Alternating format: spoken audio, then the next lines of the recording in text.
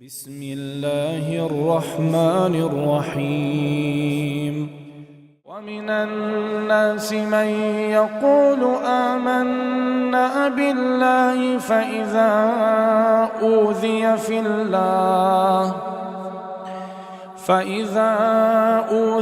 في الله جعل فتنة الناس كعذاب الله ولئن جاء نصر من ربك ليقولن إنا كنا معكم أوليس الله بأعلم بما في صدور العالمين وليعلمن الله الذين آمنوا وليعلمن المنافقين. അസ്സലാമു അലൈക്കും വറഹ്മത്തുള്ളാഹി വബറകാതുഹു. ഖുർആൻ പദം 1343 ദിവസത്തിലേക്ക് എല്ലാവരെയും ഹാർദമായി സ്വാഗതം ചെയ്യുന്നു. വിശുദ്ധ ഖുർആനിലെ 29-ാമത്തെ അധ്യായമായ സൂറത്തുൽ അൻകബൂത്തിലെ 10-11 ആയത്തുകളാണ് ഇന്ന് പഠനവിധേയമാക്കുന്നത്. ക്ലാസ് ആരംഭിക്കുന്നതിനായി ആദരണീയനായ ഡോക്ടർ എ വിലായത്തുള്ള സാഹിബിനെ ക്ഷണിക്കുന്നു. السلام عليكم ورحمة الله وبركاته. أعوذ بالله من الشيطان الرجيم. بسم الله الرحمن الرحيم. ومن الناس من يقول آمنا بالله فإذا أوذي في الله جعل فتنة الناس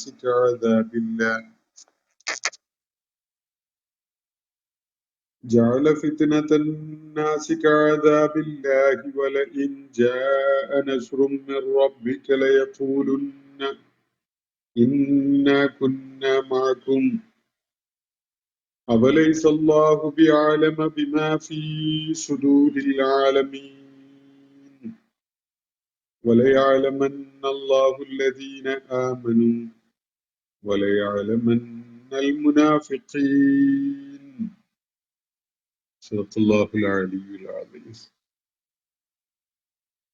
സൂറത്തുൽ അൻകബൂത്തിലെ 10-11 ആയത്തുകളാണ് ഞാൻ നിങ്ങളെ കേൾപ്പിച്ചിട്ടുള്ളത്.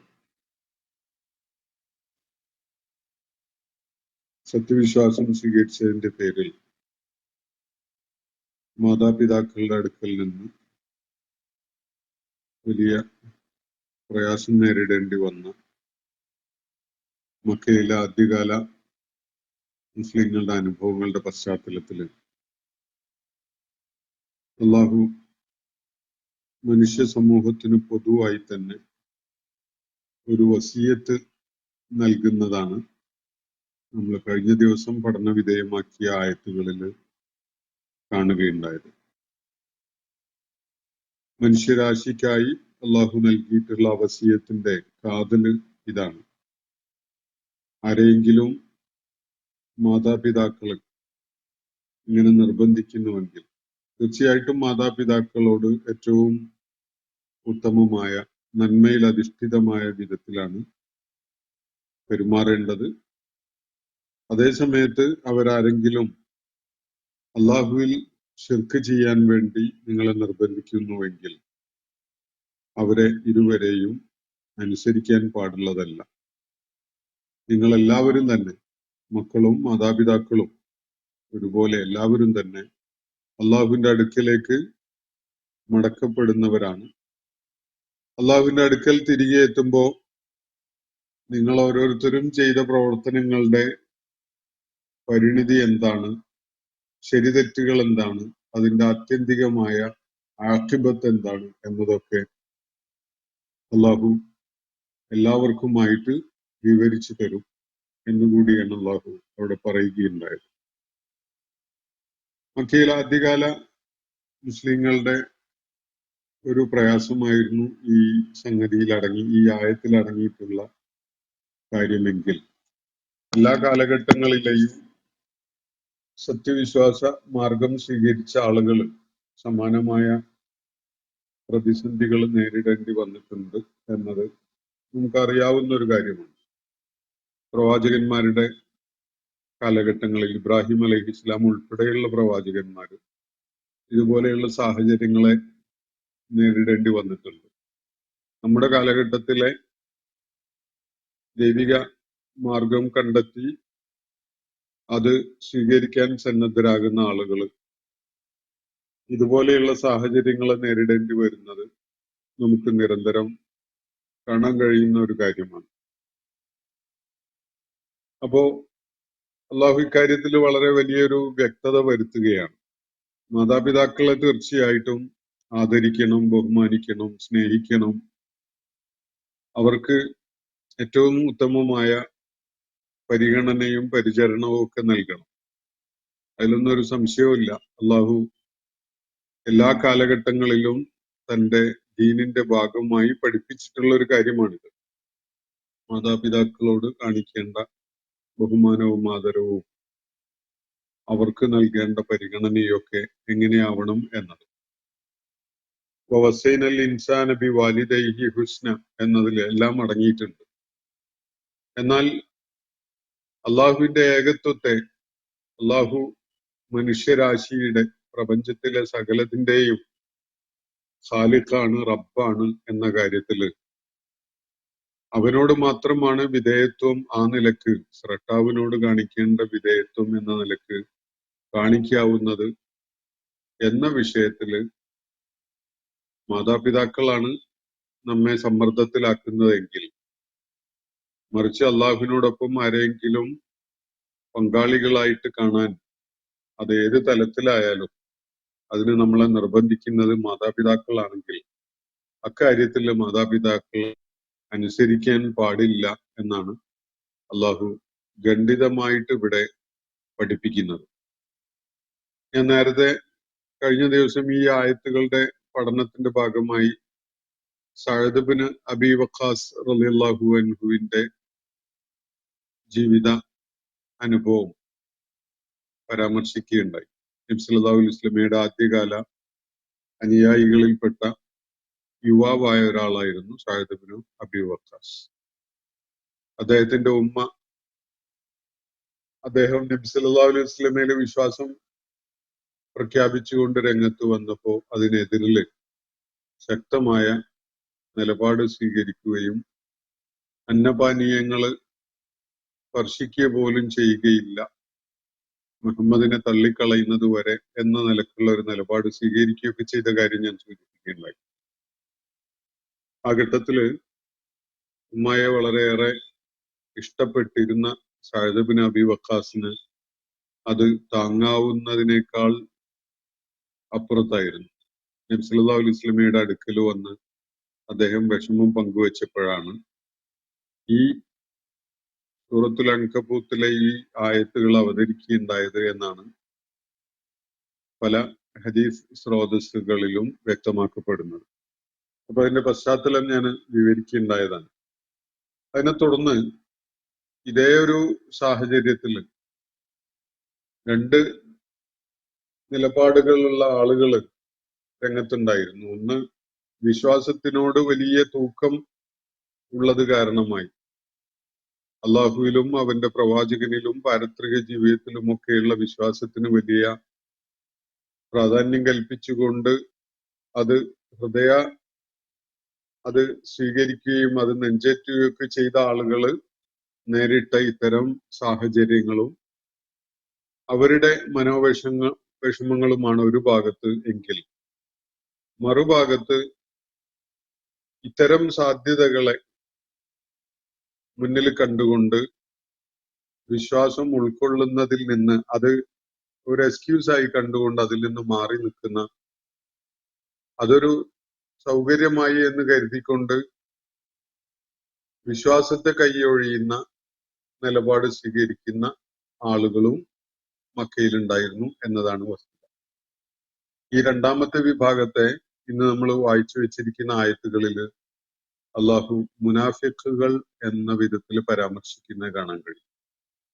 യഥാർത്ഥത്തിൽ മുനാഫിഖുകൾ എന്ന ആ പ്രയോഗം, ആ വിളി മദീനയിലെ സാഹചര്യത്തിൽ രംഗത്ത് വന്ന ചില ആളുകളെ പരാമർശിച്ചുകൊണ്ടാണ് ഖുർആൻ മദീനയിൽ അവതരിച്ച സൂറത്തുകളിൽ പലയിടത്തും പരാമർശിക്കുന്നത്. മക്കയിൽ ആ ഒരു ക്ലാസ് രംഗത്ത് വന്നിട്ടുണ്ടായിരുന്നില്ല. പക്ഷെ ഇത് വിശ്വാസ മാർഗത്തിലേക്ക് കടന്നു വരാതിരിക്കാനുള്ള ഒരു ന്യായമായിട്ട്, ഒരു കാരണമായിട്ട് ബുദ്ധി കൊണ്ട് ബോധ്യപ്പെട്ടിരിക്കെ തന്നെ യുക്തിതലത്തിൽ ഇസ്ലാമിനെ അംഗീകരിക്കുന്ന ഒരു മനസ്ഥിതിയുള്ള ആളുകൾ തന്നെ ഇത്തരം ഭൗതികമായ ചില കാരണങ്ങൾ മുൻകൂട്ടി കണ്ടുകൊണ്ട് ആ മാർഗത്തിലേക്ക് വരാതിരിക്കുന്ന വിധത്തിലുള്ള ഒരു കാപ്പട്യം, അങ്ങനെയുള്ള ചില ആളുകൾ മക്കയിലുണ്ടായിരുന്നു എന്നതാണ് ഈ ആയത്തുകളുടെ സൂചനയിൽ നിന്ന് മനസ്സിലാക്കാൻ പറ്റുന്നത്. അവരുടെ കാര്യത്തിലാണ് അള്ളാഹു ചില കാര്യങ്ങൾ ഇന്ന് നമ്മൾ വായിച്ചു വെച്ചിരിക്കുന്ന ആയത്തുകളിൽ പറഞ്ഞു വെക്കുന്നത്. വമിനൻ നാസി മയ്യഖൂലു, നമ്മളിന്ന് വായിച്ച ആയത്തുകൾ നോക്കുക. ജനങ്ങളുടെ കൂട്ടത്തില് ചില ആളുകളുണ്ട്. വമിനൻ നാസി മയ്യഖൂൽ, അവരിങ്ങനെ പറയും. ഇങ്ങനെ പറയുന്ന ചില ആളുകള് ജനങ്ങളുടെ കൂട്ടത്തിലുണ്ട്. ആമന്ന ബില്ലാഹ്, ഞങ്ങൾ അള്ളാഹുവിൽ വിശ്വസിച്ചിരിക്കുന്നു എന്ന് അവര് വായ കൊണ്ട് പറയും. അങ്ങനെ ചില ആളുകൾ ജനങ്ങളുടെ കൂട്ടത്തിലുണ്ട്. ഫൈദാ ഊദിയ ഫില്ലാഹി, എന്നാൽ അള്ളാഹുവിന്റെ മാർഗത്തിൽ എന്തെങ്കിലും പീഡനങ്ങളോ പ്രയാസങ്ങളോ ദുരിതങ്ങളോ ഏറ്റുവാങ്ങേണ്ടി വരികയാണ്. അള്ളാഹുവിൽ വിശ്വസിച്ചിരിക്കുന്നു എന്ന് പറഞ്ഞ ആളുകളാണ്.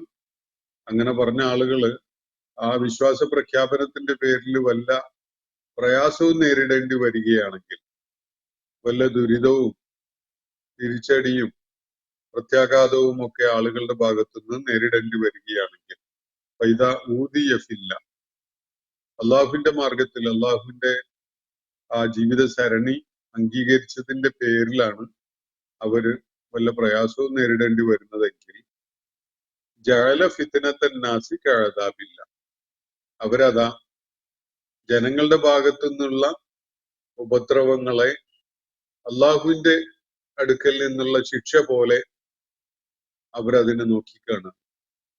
അള്ളാഹുവിന്റെ അടുക്കൽ നിന്നുള്ള ശിക്ഷ ഉണ്ടാകുന്നതിനെ എന്ത് വില കൊടുത്തും ഇല്ലാതാക്കാൻ, അങ്ങനെ ഒന്നും സംഭവിക്കാതിരിക്കാൻ വേണ്ടിയാണ് മനുഷ്യൻ പ്രയത്നിക്കേണ്ടതും.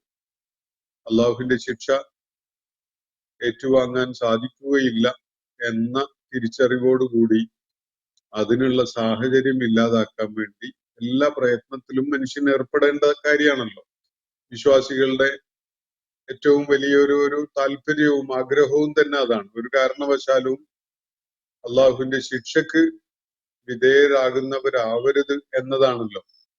എന്നാൽ ഇവിടെ സത്യവിശ്വാസം ഉൾക്കൊണ്ടതിന്റെ പേരിൽ അള്ളാഹുവിന്റെ സരണിയിൽ പ്രവേശിച്ചതിന്റെ പേരിൽ എന്തെങ്കിലുമൊക്കെ ബുദ്ധിമുട്ട് നേരിടേണ്ടി വരുമ്പോൾ അത് ദൈവിക ശിക്ഷ ഏറ്റുവാങ്ങേണ്ടി വരുന്നത് പോലെ ഒഴിവാക്കപ്പെടേണ്ടതാണ് എന്ന നിലക്കാണ് ചിലർ കരുതുന്നത്.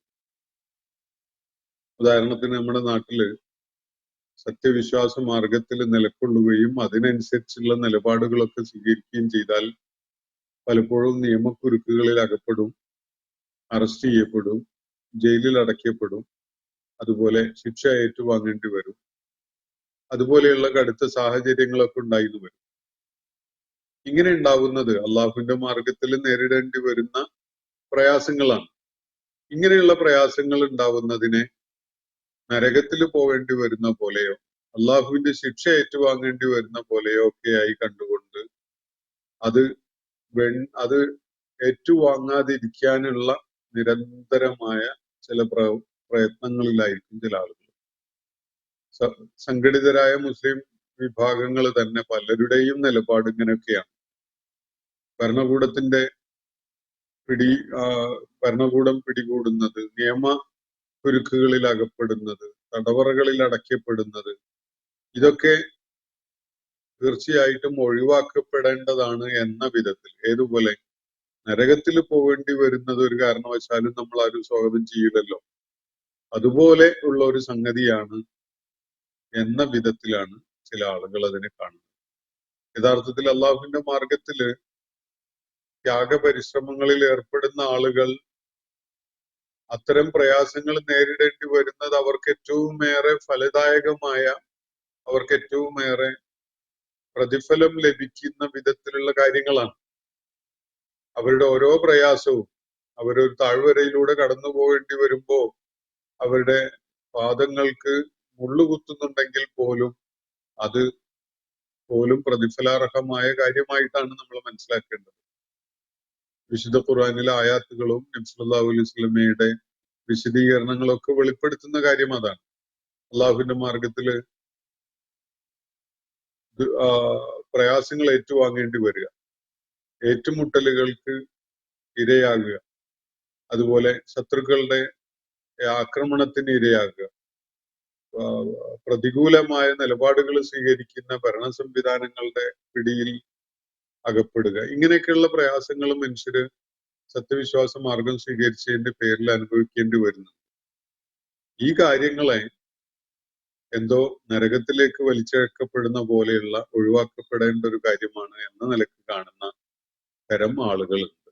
ഈ ആളുകളെ കുറിച്ചാണ് അള്ളാഹു ഇവിടെ പറയുന്നത്. ആദ്യകാല മുസ്ലിങ്ങള് പലരും അത്തരം പ്രയാസങ്ങൾ ഏറ്റുവാങ്ങേണ്ടി വന്ന സാഹചര്യങ്ങൾ ഉണ്ടായപ്പോ ഞങ്ങൾ വിശ്വസിച്ചിരിക്കുന്നു എന്ന് പ്രഖ്യാപിച്ച ആളുകളുടെ കൂട്ടത്തില് ചിലര് ഇങ്ങനെയാണ് പെരുമാറുന്നത്.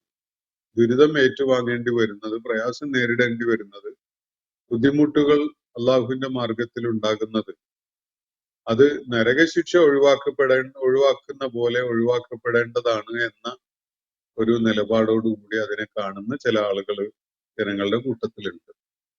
ഇത് ഒരു കാരണവശാലും അള്ളാഹു അംഗീകരിക്കുന്നതോ അള്ളാഹു പ്രോത്സാഹിപ്പിക്കുന്നതോ ആയ ഒരു നിലപാടല്ല. മറിച്ച് അവരെ പരാമർശിച്ചുകൊണ്ട് അള്ളാഹു മുനാഫിഖുകൾ എന്നാണ് ഈ ആയത്തില് വിവരിക്കുന്നത് എന്നത് നമുക്ക് തുടർന്നുള്ള വാക്കുകൾ വിലയിരുത്തുമ്പോൾ കാണാൻ കഴിയും. വമിനന്നാസി മയ്യഖൂലു, ജനങ്ങളുടെ കൂട്ടത്തില് ഇങ്ങനെ ഒരുത്തൻ അല്ലെങ്കിൽ ഇങ്ങനെ ചിലരുണ്ട്.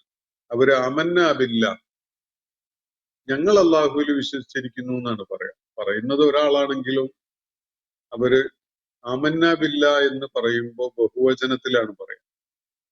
എന്ന് പറഞ്ഞാൽ ബാക്കി മുസ്ലിമീങ്ങളൊക്കെ പോലെ ഞാൻ ഉൾപ്പെടുന്ന ആ വിഭാഗം അള്ളാഹുവിൽ വിശ്വസിച്ചിരിക്കുന്നു എന്ന് പറയുന്നതിന് അവർക്ക് വലിയ ആവേശം.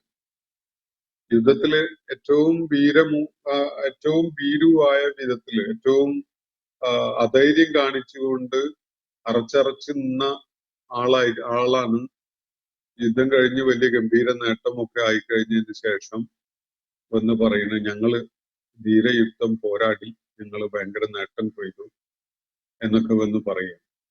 എന്ന് പറഞ്ഞാൽ പറയുമ്പോ തോന്നല് അയാള് ആ പോരാട്ടത്തിൽ വളരെ സജീവമായിട്ടുണ്ടായിരുന്നു, അയാൾ ധീരമായ പ്രകടനം കാഴ്ചവെച്ചു എന്നൊക്കെയുള്ള ധാരണയാണ് ആളുകൾക്ക് ഉണ്ടാവുക. യഥാർത്ഥത്തിൽ അയാള് അതിനൊന്നും കൂട്ടാക്കാതെ അറച്ചറച്ച് നിന്നിരുന്ന ഒരാളായിരിക്കും. പക്ഷെ റിപ്പോർട്ട് ചെയ്യുന്നത് ആ പോരാട്ടത്തിന് മുന്നിൽ നിന്ന ആളുകളോടൊപ്പം താനും ഉണ്ടായിരുന്നു എന്നുള്ള നിലക്കാണ് അവര് സംസാരിക്കുക. അതേപോലെ ചില ആളുകളുടെ പ്രകൃതം അങ്ങനെയാണ്. അതേപോലെ ഇവിടെ ഞങ്ങൾ അള്ളാഹുവിൽ വിശ്വസിച്ചിരിക്കുന്നു എന്ന ആവേശത്തിൽ ഇവർ പറയുന്നുണ്ട്. യഥാർത്ഥത്തിൽ വിശ്വാസികളായിട്ട് അറിയപ്പെട്ട ആളുകളുടെ കൂട്ടത്തിൽ ഞങ്ങളുണ്ട് എന്ന് വരുത്തി തീർക്കാൻ വേണ്ടിയുള്ള ഒരു ശ്രമമാണത്. വമിനന്നാസി മയ്യഖൂലു ആമന്നാ ബില്ലാ, ഞങ്ങൾ അള്ളാഹുവിൽ വിശ്വാസമുള്ളവരായിരിക്കുന്നു എന്ന് പറയുന്ന ചില ആളുകൾ ജനങ്ങളുടെ കൂട്ടത്തിലുണ്ട്. ഫൈദാ ഊദിയ ഫില്ലാ, അള്ളാഹുവിന്റെ കാര്യത്തിൽ, അള്ളാഹുവുമായി ബന്ധപ്പെട്ട വിഷയത്തിൽ അല്ലെങ്കിൽ അവന്റെ ശരണിയിൽ, അവന്റെ മാർഗത്തിൽ വല്ല പീഡനവും അവർ ഏറ്റുവാങ്ങേണ്ടി വന്നാൽ അതിനെപ്പറ്റി അവരുടെ നിലപാടെന്താണ്? ജഅല ഫിത്നത്തന്നാസി, ജനങ്ങളിൽ നിന്ന് ഏറ്റുവാങ്ങേണ്ടി വന്ന ആ പ്രയാസം, ദുരിതം, ബുദ്ധിമുട്ട് അല്ലെങ്കിൽ അത്തരം ത്യാഗസാധ്യതകൾ, അങ്ങനെയുള്ള ഫിത്നത്ത് ജനങ്ങളിൽ നിന്നുള്ളതാണത്. അള്ളാഹു അവർക്ക് അവരുടെ ചെയ്തികളുടെ പേരിൽ നൽകിയ ഒരു ശിക്ഷയൊന്നുമല്ല. പക്ഷെ ജനങ്ങളെ ഏൽപ്പിക്കുന്ന ആ പ്രഹരം, അതിനെ അവർ കാണുന്നു കഅദാബില്ല, അള്ളാഹുവിന്റെ ശിക്ഷ എന്ന പോലെ. അള്ളാഹുവിന്റെ ശിക്ഷ എന്ന പോലെ എന്ത് വില കൊടുത്തും ഒഴിവാക്കേണ്ടതാണ് എന്ന നിലക്കാണ് ഈ ആളുകൾ അതിനെ കാണുന്നത്. ഇത് വളരെ എളുപ്പത്തില് നമ്മുടെ ചുറ്റുപാടുകളെ വിലയിരുത്തിയാൽ മനസ്സിലാവും. നമ്മുടെ സംഘടിത ഇസ്ലാമിക സമൂഹങ്ങൾ ഒന്ന് പരിശോധിച്ചാൽ, അവരുടെ നിലപാടുകൾ പരിശോധിച്ചാൽ വളരെ എളുപ്പത്തിൽ മനസ്സിലാവും. ജയിലിൽ പോകേണ്ടി വരുന്നത്, നിയമക്കുരുക്കിൽ പെടേണ്ടി വരുന്നത്, ശിക്ഷ ഏറ്റുവാങ്ങേണ്ടി വരുന്നത്, അള്ളാഹുവിന്റെ മാർഗത്തിൽ നന്മക്കും നീതിക്കൊക്കെ വേണ്ടി പൊരുതുന്നതിന്റെ ഭാഗമായിട്ട് നിലക്കൊണ്ടതിന്റെ പേരിൽ അങ്ങനെയുള്ള പ്രയാസങ്ങളൊക്കെ ഏറ്റുവാങ്ങേണ്ടി വന്നപ്പോ ആ ഒരു സംഗതിയെ നോക്കിക്കാണുന്നത് അത് മോശമായ ഒരു സംഗതി എന്നുള്ള നിലക്ക്, അല്ലെങ്കിൽ അള്ളാന്റെ ശിക്ഷ ഏറ്റുവാങ്ങേണ്ടി വന്ന പോലെ എന്നുള്ള നിലക്കാണ് ഈ ആളുകൾ അതിനെ കാണുന്നത്. യഥാർത്ഥത്തിൽ അള്ളാഹുവിന്റെ മാർഗത്തിലുള്ള ഏറ്റവും ഉജ്ജ്വലമായ പ്രവർത്തനങ്ങളുടെ കൂട്ടത്തിലുള്ള കാര്യമാണത്. അള്ളാഹു പലയിടങ്ങളിലായിട്ട് അതിനെ ആ വിധത്തിൽ വിവരിച്ചത് കാണാൻ സാധിക്കും. അള്ളാഹുവിന്റെ മാർഗത്തിൽ പ്രയാസങ്ങൾ ഏറ്റുവാങ്ങേണ്ടി വന്ന ആളുകൾ, അള്ളാഹുവിന്റെ മാർഗത്തില് മറ്റ് ധനത്യാഗവും ജീവത്യാഗവും ഒക്കെ അനുഭവിക്കേണ്ടി വന്ന ആളുകൾ, ഇവര് യഥാർത്ഥത്തിൽ ഏറ്റവും പ്രതിഫലാർഹമായ കർമ്മങ്ങളുടെ ഉടമകളാണ്. എന്നാൽ അങ്ങനെയുള്ള പ്രയാസങ്ങൾ നേരിടേണ്ടി വരുന്നത് ഈ ആളുകള് മനസ്സില് കാപട്യം കയറി കൂടിയിട്ടുള്ള ആളുകൾ. കാപട്യത്തിന്റെ ഒരു മാപിനി, ഒരു അളവുകോൽ എന്ന് പറയുന്നത് ത്യാഗത്തിനുള്ള സന്നദ്ധത ഇല്ലായ്കയാണ്. ഇവരെ വേർതിരിക്കാൻ വേണ്ടി തന്നെയാണ് അള്ളാഹു പരീക്ഷണാത്മകമായ സാഹചര്യങ്ങൾ കൊണ്ടുവരുന്നത്. അള്ളാഹ്ക്ക് ഇപ്പൊ ഇതൊക്കെ വളരെ ശാന്തമായ അവസ്ഥയാക്കാനും സമാധാനപരമായ സാഹചര്യങ്ങൾ ഉണ്ടാക്കാനൊന്നും ബുദ്ധിമുട്ടുണ്ടായിട്ടല്ല. പക്ഷെ തീർച്ചയായിട്ടും അള്ളാഹു വിശ്വാസമുള്ളവരെയും ഹൃദയത്തില് കാപട്യം പേറുന്നവരെയും വേർതിരിക്കുക തന്നെ ചെയ്യും. അത് അള്ളാഹുവിന്റെ പ്രഖ്യാപിത നയമാണ്. അതുകൊണ്ട് ആളുകള് ഇവിടെ അതിനെ കാണുന്നത്, അള്ളാഹുവിന്റെ മാർഗത്തിലുള്ള ദുരിതങ്ങളോ പ്രയാസങ്ങളോ വേദനയോ ഒക്കെ ഏറ്റുവാങ്ങേണ്ടി വരുന്നതിനെ ഈ ആളുകൾ കാണുന്നത് കഅദാബില്ല, അള്ളാഹുവിന്റെ ശിക്ഷ എന്ന പോലെയാണ്. അള്ളാഹുവിന്റെ ശിക്ഷപ്പാരും സന്തോഷത്തോടു കൂടി ഏറ്റുവാങ്ങുന്ന അവസ്ഥ ഉണ്ടാവില്ലല്ലോ. അത് എത്രയും എന്ത് പരിശ്രമവും നടത്തിയിട്ടും അത് ഒഴിവായി കിട്ടുകയാണെങ്കിൽ എത്രയോ നല്ലത് അതാണ് എന്ന് കരുതുന്നവരായിരിക്കുമല്ലോ എല്ലാ മനുഷ്യരും. പക്ഷെ ഈ ആളുകള് അള്ളാഹുവിന്റെ മാർഗത്തില് ഏറ്റുവാങ്ങേണ്ടി വരുന്ന പ്രയാസങ്ങൾ അത് ഏറ്റവും പ്രതിഫലാർഹമായ സംഗതികളാണ് എന്നിരിക്കെ തന്നെ അവര് അത്തരം സംഗതികൾ ഉണ്ടാവുമ്പോൾ അത് അള്ളാഹുവിന്റെ ശിക്ഷ എന്ന പോലെ അവർ നോക്കിക്കാണുന്നു. വല ഇൻ ജാ നസ്റും മിർ റബ്ബിക, ഇനി എന്തെങ്കിലും ഒരു സഹായമോ വിജയമോ ഉണ്ടായിന്ന് വെക്കുക. ഇപ്പോ ഈ സാബിഖൂൻ എന്ന പേരിൽ അറിയപ്പെടുന്ന ഒരു വിഭാഗം മിക്ക സമൂഹങ്ങളിലും ഉണ്ടാകും. ഒരു സമൂഹം വലിയ ഭീഷണികൾ നേരിട്ടുകൊണ്ടിരിക്കുമ്പോൾ അതിനെ നേരിടാനും ചെറുക്കാനും പ്രതിരോധിക്കാനും ഒക്കെ രംഗത്ത് വരുന്ന ആദ്യ തലമുറ ഉണ്ടല്ലോ, അതിന് മുൻകൈയെടുത്ത് ആദ്യമായിട്ട് രംഗത്ത് വരുന്ന ആളുകൾ, അവര് അതിന് വലിയ വില കൊടുക്കേണ്ടി വരുന്ന ആളുകളാണ്. വലിയ പ്രയാസങ്ങൾ അതിന്റെ പേരിൽ അവര് വ്യക്തിപരമായ പല നഷ്ടങ്ങളും, അവർക്ക് സമ്പത്ത്, കുടുംബം, ജീവിതം ഒക്കെ തന്നെ, വിദ്യാഭ്യാസം, അതുപോലെ തൊഴിൽ സാധ്യതകള്, ഇതൊക്കെ നഷ്ടപ്പെടേണ്ടി വരുന്ന ആളുകളാണ്. അങ്ങനെയുള്ള പ്രയാസങ്ങൾ നേരിട്ടുകൊണ്ടാണ് അവര് ഒരു വളരെ അനിവാര്യവും നിർണായകവുമായ ഒരു ഉത്തരവാദിത്വം നിർവഹിക്കാൻ വേണ്ടി ആദ്യമായിട്ട് രംഗത്ത് വരുന്ന ആളുകള് അത്തരം അവസ്ഥകളിലൂടെയൊക്കെയാണ് കടന്നു പോവുക. അത്തരം ആളുകളുടെ ആ പ്രയാസങ്ങള് നേരിടുന്ന വിഷയം ഉണ്ടാകുമ്പോൾ അതെന്തോ അള്ളാന്റെ ശിക്ഷ പോലെ ഉപേക്ഷിക്കപ്പെടേണ്ടതും അകറ്റി നിർത്തേണ്ടതുമാണ് എന്ന നിലക്കാണ് ഈ ആളുകളുടെ പെരുമാറ്റം. എന്നാൽ അത്തരം പ്രയത്നങ്ങൾ കാരണമായി ചില ഗുണങ്ങളൊക്കെ നാട്ടിൽ ഉണ്ടായിട്ടുണ്ടാവും. ചില ചെറുതും വലുതുമായ വിജയങ്ങളൊക്കെ ഉണ്ടായിട്ടുണ്ടാവും. ദൈവിക സഹായം വിജയത്തിന്റെ രൂപത്തിലൊക്കെ അനുഭവിക്കാൻ സാധിച്ചിട്ടുണ്ടാവും. ചില ഭാഗങ്ങളിൽ അക്രമികളെ അമർച്ച ചെയ്യാൻ അത് ഉപകരിച്ചിട്ടുണ്ടാവും. ചില ഭാഗങ്ങളിൽ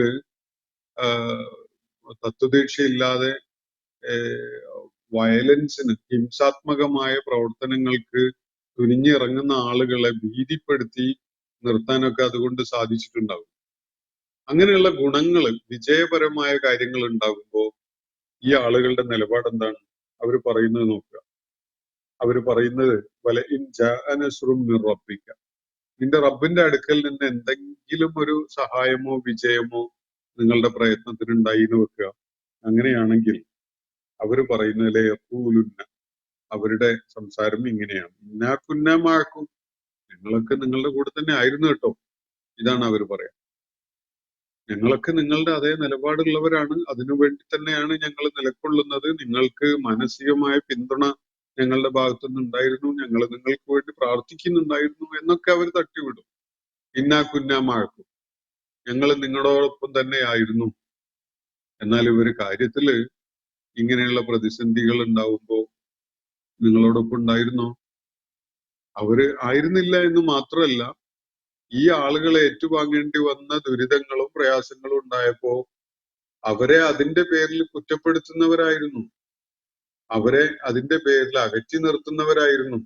അവരുമായുള്ള വ്യക്തിബന്ധങ്ങളും കുടുംബ ബന്ധങ്ങളും ഇത് കാരണമായി ഞങ്ങൾക്ക് പ്രശ്നം ഉണ്ടാകും എന്ന കണക്കുകൂട്ടലിൽ മുറിച്ചു മാറ്റിയവരായിരുന്നു. എന്നാൽ അവര് ഇതുകൊണ്ട് ഈ സംഘടിത പ്രവർത്തനം കൊണ്ട് എന്തെങ്കിലുമൊക്കെ ഗുണമുണ്ടായി എന്ന് കണ്ടാൽ ഇന്നാ കുന്നാ മാക്കും എന്ന് പറഞ്ഞുകൊണ്ട് അടുത്തു വരുന്ന കാണാം. എന്തെങ്കിലുമൊക്കെ നെസറുണ്ടായി, വിജയമുണ്ടായി, നേട്ടമുണ്ടായി, ദൈവിക സഹായം അത്തരം പ്രയത്നങ്ങളിലൂടെ ഉണ്ടായി എന്ന് സങ്കല്പിച്ചു നോക്കൂ. അപ്പൊ അത് ഞങ്ങളൊക്കെ നിങ്ങളോടൊപ്പം ഉണ്ടായിരുന്നു, ഞങ്ങളുടെ പ്രാർത്ഥനയും ഞങ്ങളുടെ പിന്തുണയും ഞങ്ങളുടെ മാനസികമായ ഐക്യവും ഒക്കെ നിങ്ങൾക്ക് വേണ്ടി ഉണ്ടായിരുന്നു എന്ന ഒരു സംസാരമാണ് അവർ നടത്തുന്നത് കാണാൻ സാധിക്കുക. ഇന്നാ കുന്നാ മാക്കും. എന്നാൽ അള്ളാഹു അതിനെ തുടർന്ന് ഒരു ചോദ്യം ചോദിക്കുകയാണ്. അവലൈസ അല്ലാഹു ബിഅഅലമ ബിമാ ഫീ സുദൂരിൽ ആലമീൻ. ലോകരുടെ ഹൃദയങ്ങളിൽ നെഞ്ചകങ്ങളിൽ ഉള്ളത് എന്താണ് എന്നതിനെ കുറിച്ച് ഏറ്റവും നന്നായി അറിയുന്നവൻ അള്ളാഹു അല്ലാതെ വേറെ ആരെങ്കിലും ആണോ എന്നാണ് അള്ളാഹ് ചോദിക്കുന്നത്. വല്ലാത്തൊരു ചോദ്യമാണത്. വല്ലാത്ത ഷാർപ്പ്നെസ് ആണ് ആ ചോദ്യത്തിന്. ഈ ആളുകളുടെ ഹൃദയങ്ങളിൽ അവർ ഒളിപ്പിച്ചു വെച്ചിരുന്ന കാപട്യം മനസ്സിലാക്കാൻ കഴിയാത്ത ഒരു മരപ്പൊട്ടനാണോ അള്ളാഹു എന്നാണ് അള്ളാഹ് ചോദിക്കുന്നതിന്റെ ഒരു തലം എന്നത് കാണാൻ കഴിയും. എന്നാലോചിച്ച് നോക്കൂ, രണ്ടു തരം ആളുകളെ കുറിച്ചാണ് ഇവിടെ അള്ളാഹു പറയുന്നത്. അള്ളാഹുവിന്റെ മാർഗത്തിൽ രംഗത്ത് വന്നതിന്റെ പേരിൽ ദുരിതങ്ങൾ ഏറ്റുവാങ്ങേണ്ടി വന്ന ആളുകൾ ഒരു ഭാഗത്ത്. അങ്ങനത്തെ ദുരിതങ്ങളൊക്കെ ഏറ്റുവാങ്ങേണ്ടി വരുന്നത് അള്ളാന്റെ ശിക്ഷ ഏറ്റുവാങ്ങേണ്ടി വരുന്നത് പോലെയാണ് എന്ന് കരുതിയിട്ട് അതിനെ ഒഴിവാക്കുകയാണ്, മാറ്റി നിർത്തുകയാണ് ചില ആളുകൾ. അതാണ് രണ്ടാമത്തെ വിഭാഗം. അപ്പോ യഥാർത്ഥത്തില് അള്ളാഹുവിന്റെ ശിക്ഷ ഉണ്ടാവുന്നത് കുഫറിന്റെയും കിബറിന്റെയും ഒക്കെ പേരിലാണല്ലോ. സത്യനിഷേധം കാണിക്കുന്നതിന്റെ പേരിലും അഹങ്കാരം കാണിക്കുന്നതിന്റെ പേരിലും ഒക്കെയാണ് അള്ളാഹിന്റെ ശിക്ഷ ഉണ്ടാവുക.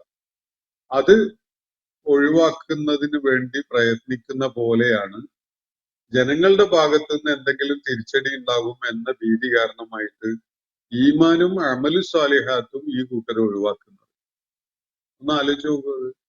ഈമാനും അമലു സ്വാലിഹാത്തുമാണ് അവർ ഒഴിവാക്കുന്നത്, വേണ്ടാന്ന് വെക്കുന്നത്. ഏതുപോലെ അള്ളാഹുവിന്റെ ശിക്ഷ പിടികൂടാതിരിക്കാൻ വേണ്ടി ഒരാള് കുഫറും അതുപോലെ കിബറും ഒക്കെ വേണ്ടാന്ന് വെക്കുന്നത് പോലെ ഈ ആളുകൾ ഈമാനും അമലു സ്വാലിഹാത്തും വേണ്ടാന്ന് വെക്കുകയാണ്. അത് വളരെ പ്രത്യക്ഷത്തിൽ തന്നെ അവരുടെ കാപട്യത്തെയാണ് സൂചിപ്പിക്കുന്നത്. പക്ഷെ നിങ്ങള് അള്ളാന്റെ മാർഗത്തിൽ ത്യാഗപരിശ്രമങ്ങള് ഏറ്റുവാങ്ങുകയും ദുരിതങ്ങൾ അനുഭവിക്കുകയും പലരും ഷഹാദത്ത് വരിക്കുകയും വേറെ പലരും ശാരീരികവും മാനസികവുമായ പീഡനങ്ങൾക്കിരയാവുകയും ഒത്തിരി പേര് തടവിൽ പോകേണ്ടി വരികയും ജയിലറയിലാകുകയും നിയമക്കുരുക്കുകളിലൊക്കെ അകപ്പെടുകയും കുടുംബവും മക്കളും ഒക്കെ തന്നെ വലിയ ദുരിതക്കയത്തിലേക്ക് എടുത്തെറിയപ്പെട്ട അവസ്ഥയിലൊക്കെ ആവുകയൊക്കെ ചെയ്യുന്ന സാഹചര്യം അതുണ്ടാവുമ്പോ ഈ ആളുകള് ആ മാർഗത്തില് അത് അള്ളാഹുവിന്റെ ഏറ്റവും പ്രതിഫലദായകമായ അള്ളാഹുവിന്റെ മാർഗത്തിലുള്ള അമലായിട്ട് കാണാൻ അവർക്ക് കഴിയുന്നില്ല. അവരതിനെ കാണുന്നത് അള്ളാഹിന്റെ ശിക്ഷ പോലെയാണ്. അള്ളാഹിന്റെ ശിക്ഷ ഏത് വിധത്തിൽ ഒഴിവാക്കപ്പെടേണ്ടതാണോ അതുപോലെ ഒഴിവാക്കപ്പെടേണ്ട കാര്യങ്ങളാണ് ഇത് എന്ന നിലക്കാണ് അവര് അതിൽ നിന്ന് അകന്നകന്ന് പോകുന്നത്. അപ്പൊ അതിനനുസരിച്ചുള്ള നിലപാട് മാറ്റം ഉണ്ടാവും. പക്ഷെ ഈ ആളുകൾ മുന്നിട്ടിറങ്ങി വന്നത്, ഇപ്പൊ നാട്ടിൽ പുലി ഇറങ്ങിയാൽ നല്ല ധൈര്യമുള്ള കുറച്ച് ആളുകളെങ്കിലും രംഗത്ത് വന്നിട്ട് ആ പുലിയെ തളയ്ക്കാൻ വേണ്ട മുന്നൊരുക്കങ്ങൾ ചെയ്യേണ്ടതുണ്ടാവും. ഇല്ലെങ്കിൽ എല്ലാവരും എല്ലാ ദിവസവും പുലിയുടെ ആക്രമണത്തിന്റെ ഭീഷണിയിൽ ആയിരിക്കും പുറത്തിറങ്ങേണ്ടി വരിക. കുട്ടികളോ സ്ത്രീകളോ ഒന്നും തന്നെ പുറത്തിറങ്ങാൻ കഴിയാത്ത അവസ്ഥയിൽ ഭയപ്പെട്ടുകൊണ്ട് വീട്ടിനകത്ത് ഒളിച്ചിരിക്കേണ്ടി വരുന്ന അവസ്ഥ ഉണ്ടാകും. അപ്പൊ ആരെങ്കിലുമൊക്കെ രംഗത്ത് വരേണ്ടി വരും. അങ്ങനെ ഈ രംഗത്ത് വന്ന ആളുകള് പുലിയെ പിടിച്ചു കെട്ടുകയോ കൂട്ടിലാക്കുകയോ കൊന്നുകളയോ ഒക്കെ ചെയ്യുകയാണെങ്കിൽ എല്ലാവരും പുറത്തു വന്നിട്ട് ഞങ്ങള് നിങ്ങളോടൊപ്പം ഉണ്ടായിരുന്നിട്ടോ, നിങ്ങൾക്ക് വേണ്ടി ഞങ്ങൾ മാനസികമായി ഐക്യപ്പെട്ട് നിലകൊള്ളുകയായിരുന്നു എന്നൊക്കെ പറഞ്ഞുകൊണ്ടുള്ള ഒരു വർത്താനായിട്ട് രംഗത്ത് വരുന്ന കാണാം. ഇത് എന്താണ് യഥാർത്ഥത്തില് എന്നാണ് അള്ളാഹുവിടെ വെളിപ്പെടുത്തുന്നത്. നിർബന്ധിതമായ സാഹചര്യങ്ങളാൽ ഒരാളുടെ ശാരീരികമായ ദൗർബല്യം കാരണമായിട്ട്, അല്ലെങ്കിൽ അയാൾ നേരിട്ടുകൊണ്ടിരുന്ന പ്രതിസന്ധികൾ കാരണമായിട്ട്, അല്ലെങ്കിൽ നിർബന്ധിതമായിട്ട് മറുപക്ഷത്തൊക്കെ നിലക്കൊള്ളേണ്ടി വരുന്ന ആളുകൾ ഉണ്ടാകും. അത് വേറൊരു കാര്യമാണ്. നിർബന്ധിതാവസ്ഥയിൽ ഈമാൻ ഒളിപ്പിച്ചു വെക്കേണ്ടി വരുന്ന ആളുകളും ചിലപ്പോ കുഫറിന്റെ കക്ഷികളുടെ കൂടെ അങ്ങനെ നടക്കേണ്ടി വരുന്നതും ഒക്കെ സംഭവിച്ചു എന്ന് വരും. അത് അനിവാര്യമായ ചില സന്ദർഭങ്ങളിൽ അനുവദിക്കപ്പെടുന്ന ഒരു കാര്യമാണ്.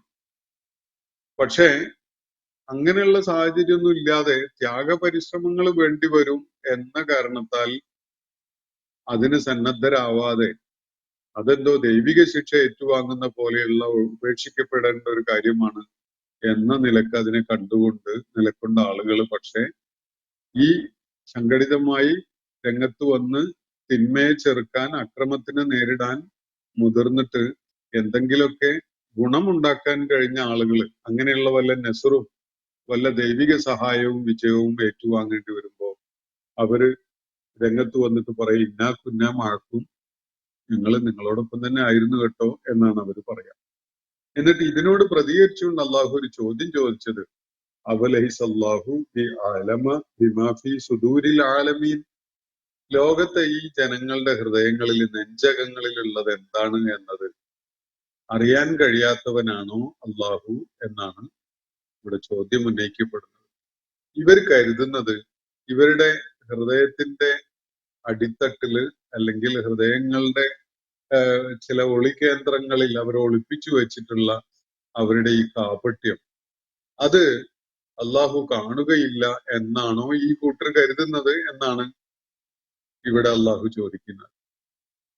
ഇത് മക്കയിൽ പോലും പ്രസക്തമായിരുന്നു ഈ ചോദ്യം എന്നതാണല്ലോ സൂറത്തുൽ അൻകബൂത്തിൽ ഈ സന്ദർഭത്തിൽ ആ ആയത്തിന്റെ ശകലം ഉൾപ്പെടുത്തപ്പെട്ടത് നമ്മളെ ബോധ്യപ്പെടുത്തുന്ന ഒരു കാര്യം. നോക്കൂ, ഏറ്റവും വലിയ പ്രതിസന്ധി നേരിട്ടിരുന്ന ആദ്യകാലം മുസ്ലിങ്ങളുടെ സാഹചര്യത്തില്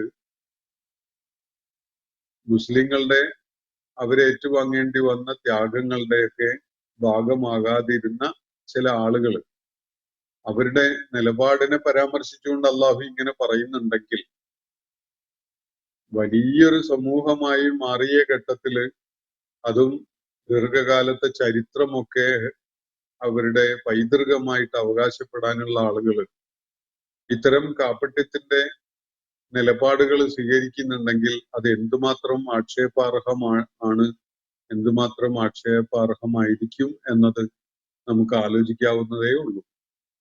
വഖാലല്ലദീന കഫറൂ ലില്ലദീന,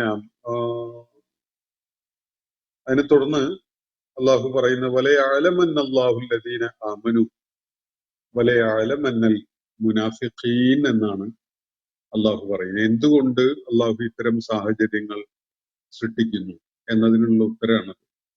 എന്തിനപ്പം ഇങ്ങനെയൊക്കെയുള്ള സാഹചര്യങ്ങളും പ്രയാസങ്ങളും രക്തച്ചൊരിച്ചിലും ഒക്കെ അള്ളാഹു അതിന് അങ്ങ് അവസരം ഉണ്ടാക്കിയിട്ടുള്ളത് എന്നൊരു ചോദ്യം. എന്താണ് അതിന്റെ ഉത്തരം?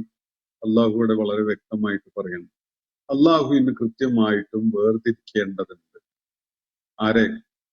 ഈമാനുള്ള അള്ളാഹുവിൽ വിശ്വാസം അർപ്പിച്ചിരിക്കുന്ന ആളുകൾ ആര്, കാപട്യം പേറുന്നവരാര് എന്ന വിധത്തില് ആളുകളെ വേർതിരിക്കേണ്ടതുണ്ട്. അള്ളാഹുവിനെ സംബന്ധിച്ചിടത്തോളം അവരെ വേർതിരിച്ചറിയേണ്ടതുണ്ട്. അവരെ വ്യക്തമായിട്ടും ജീവിത സാഹചര്യങ്ങൾ കൊടുത്തുകൊണ്ട് അള്ളാഹുവിലുള്ള വിശ്വാസത്തിൽ ഉറച്ചു നിന്നുകൊണ്ട് സത്യമാർഗത്തിനു വേണ്ടി നിലക്കൊള്ളുന്നവൻ ആര്, മനസ്സില് കാപട്യം ഒളിപ്പിച്ചു വെച്ചുകൊണ്ട് നടക്കുന്നവൻ ആര് എന്ന വിധത്തിൽ ആളുകളെ നിരന്തരം അള്ളാഹു വേർതിരിച്ചുകൊണ്ടിരിക്കുകയാണ്.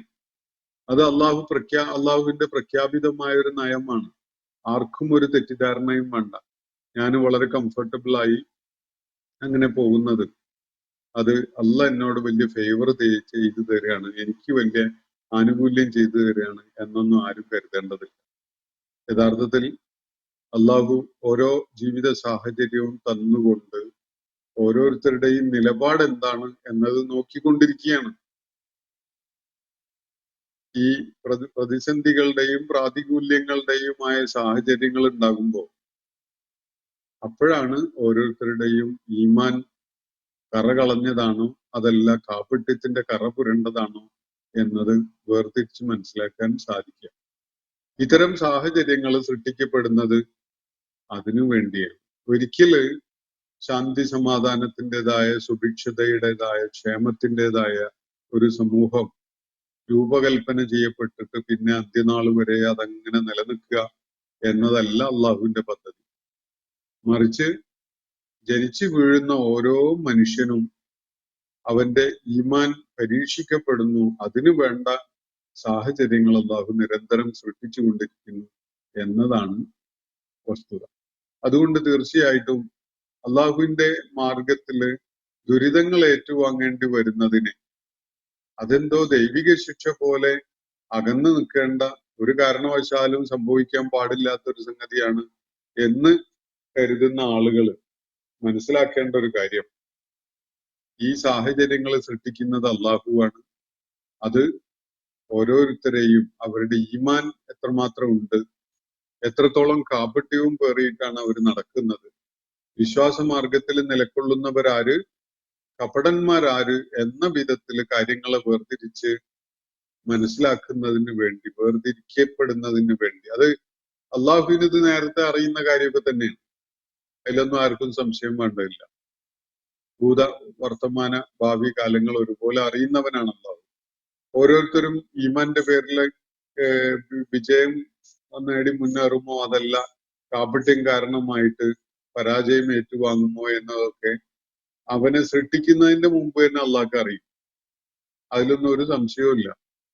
പക്ഷെ ഈ ആൾക്ക്, ഈ ബന്ധപ്പെട്ട ആൾക്ക് ബോധ്യപ്പെടണമല്ലോ, സമൂഹത്തിന് ബോധ്യപ്പെടണമല്ലോ. അതിനൊക്കെ വേണ്ടിയാണ് അള്ളാഹു ഇത് ഒരുക്കിയിരിക്കുന്നത്.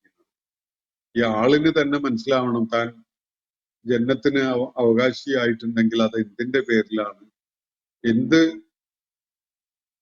സുഹൃതം ചെയ്തതിന്റെ പേരിലാണ് തനിക്ക് അള്ളാഹു സ്വർഗം നൽകിയിരിക്കുന്നത്, എന്ത് ദുഷ്കൃത്യം ചെയ്തതിന്റെ പേരിലാണ് താൻ നരകാവകാശിയായിട്ടുള്ളത് എന്നത് അവർക്ക് ബോധ്യപ്പെടണം.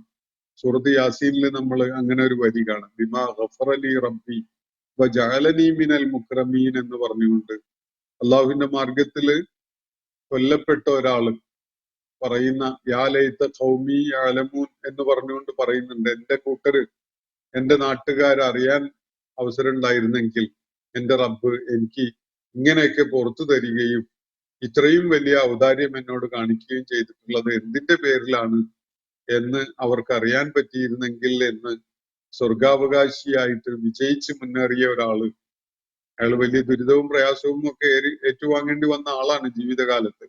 അങ്ങനെ ഒരാള് സ്വർഗത്തിൽ നിന്ന് ആഗ്രഹം പ്രകടിപ്പിക്കുന്ന ഒരു കാര്യം ഖുർആൻ പരാമർശിക്കുന്ന കാണാൻ പറ്റും. ഓരോരുത്തർക്കും ബോധ്യപ്പെടണം അയാളുടെ ഏത് കർമ്മത്തിന്റെ പേരിലാണ് അയാൾ ഈ വിധത്തിൽ ആദരിക്കപ്പെടുന്നത്, അതല്ല എന്ത് ദുഷ്കൃത്യത്തിന്റെയും തെറ്റായ നിലപാടിന്റെയും പേരിലാണ് താൻ ഈ വിധത്തിൽ ശിക്ഷ ഏറ്റുവാങ്ങേണ്ടി വന്നിട്ടുള്ളത് എന്ന്.